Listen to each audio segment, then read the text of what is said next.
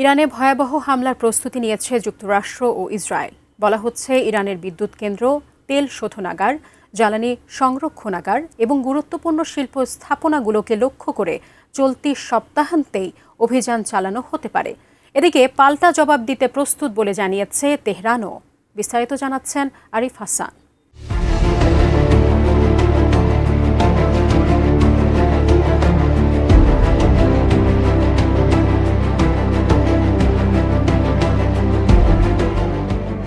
মধ্যপ্রাচ্যে নতুন করে বড় ধরনের যুদ্ধের আশঙ্কা আরও ঘনীভূত হয়েছে।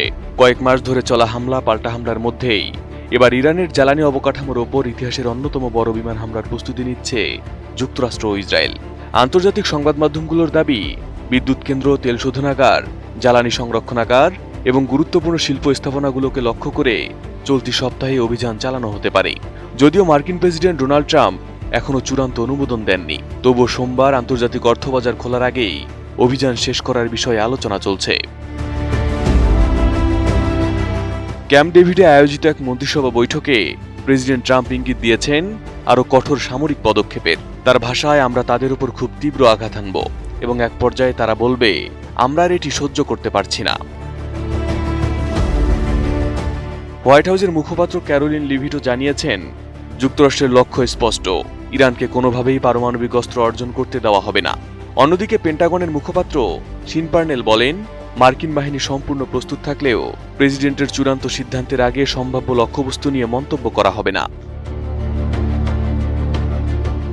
ওয়াল স্ট্রিট জার্নালের প্রতিবেদনে বলা হয়েছে, ক্যাম্প ডেভিড থেকে সম্ভাব্য অভিযানের নীতিগত অনুমোদন দেওয়া হয়েছে, তবে শেষ মুহূর্তে কূটনৈতিক কোনো অগ্রগতি হলে হামলা স্থগিতও করতে পারেন ডোনাল্ড ট্রাম্প।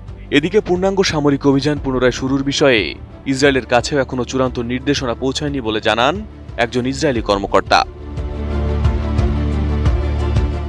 এরই মধ্যে গত কয়েকদিনের সংঘাত আরও তীব্র হয়েছে।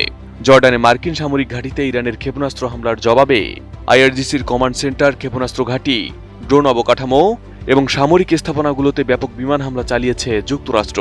ইরানের রাষ্ট্রীয় সংবাদ মাধ্যম জানিয়েছে, খুজেস্তান প্রদেশের আবাদান, আহভাজ, সাদেগান, আরভান্দ কেনার এবং কেশম দ্বীপের বিভিন্ন এলাকায় হামলায় হতাহতের ঘটনা ঘটেছে। অন্যদিকে আইআরজিসি দাবি করেছে, তারা মধ্যপ্রাচ্যে একাধিক মার্কিন ঘাঁটি লক্ষ্য করে পাল্টা ক্ষেপণাস্ত্র হামলা চালিয়েছে এবং ভবিষ্যতেও প্রতিশোধমূলক অভিযান অব্যাহত থাকবে। এদিকে তাসনিম নিউজ এজেন্সিকে দেওয়া এক সাক্ষাৎকারে ইরানের এক জ্যেষ্ঠ নিরাপত্তা কর্মকর্তা জানিয়েছেন, যুক্তরাষ্ট্র ইসরায়েলের সম্ভাব্য নতুন হামলার জবাবে একটি পূর্ণাঙ্গ পাল্টা আঘাতের পরিকল্পনা প্রস্তুত রয়েছে। তার দাবি, ইরানের ওপর বড় ধরনের হামলা হলে শুধু ইসরায়েলের সামরিক স্থাপনাই নয়, মধ্যপ্রাচ্যে যুক্তরাষ্ট্রের জ্বালানি অবকাঠামো, ঘাঁটি এবং কৌশলগত স্থাপনাগুলো হামলার লক্ষ্যবস্তু হবে।